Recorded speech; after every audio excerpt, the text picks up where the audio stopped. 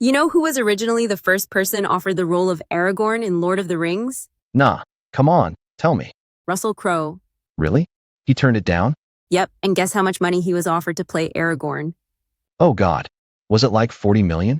Not just 40 million, he was offered 10% of the entire Lord of the Rings franchise. Wait, 10%. That's like over $1 billion. Yeah, crazy, right? But he turned it down Why would he do that? because the director Peter Jackson didn't want him for the role. He wanted Viggo Mortensen instead. So, did Vigo get 10%? Nah, definitely not. He wasn't as big a name as Russell Crowe, and if he had that much, he wouldn't still be acting today. So, you're saying if Russell Crowe had taken that deal, he'd basically be set for life? Exactly. But apparently, he didn't want to take a role the director didn't want him in. Wow, that's a huge miss. But hey, did you know Alec Guinness, the guy who played Obi-Wan Kenobi, got 3% of all Star Wars royalties? Oh yeah, because he took a pay cut, thinking Star Wars was going to be a flop.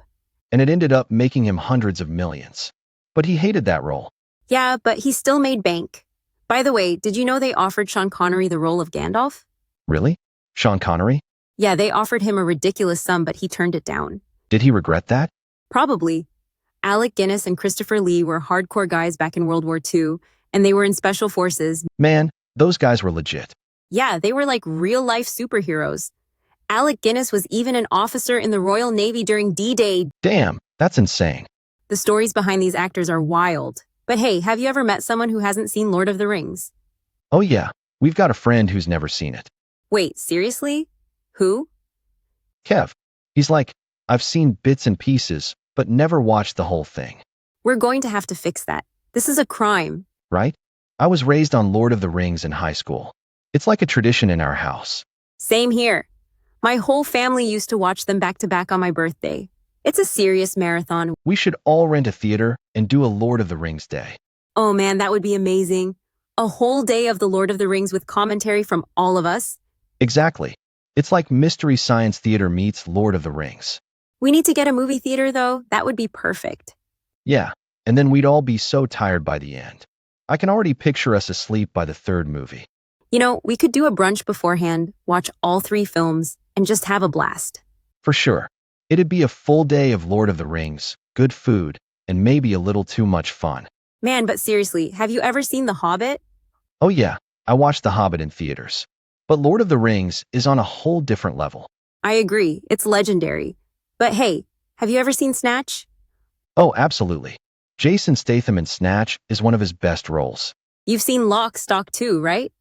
Yeah, all of Guy Ritchie's movies are amazing. The Gentleman too. Man, those are just pure entertainment. No deep drama, just pure fun. Exactly. Sometimes you just need that. No heavy thinking, just action and good dialogue. Speaking of action, have you seen Crank? Oh man, Crank is crazy. Jason Statham keeps his heart rate up, or he dies. I love that premise. It's ridiculous, but so much fun.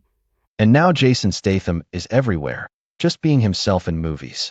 Yeah, he's always playing the same character, but it works. It does. You can't deny it's entertaining. So, speaking of guns, have you ever shot an AA-12? I wish. That's like a dream gun for me. They used to make them, but then the ATF seized them all because they were too easily convertible into machine guns.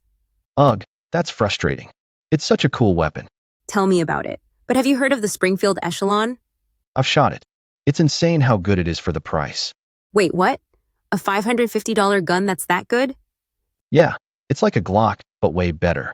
It's got an amazing trigger and comes with an optic cut. Definitely worth it. Man, I need to check that out.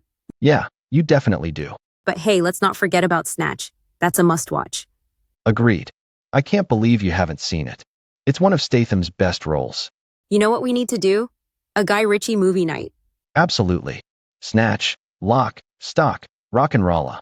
We could be set for a whole weekend.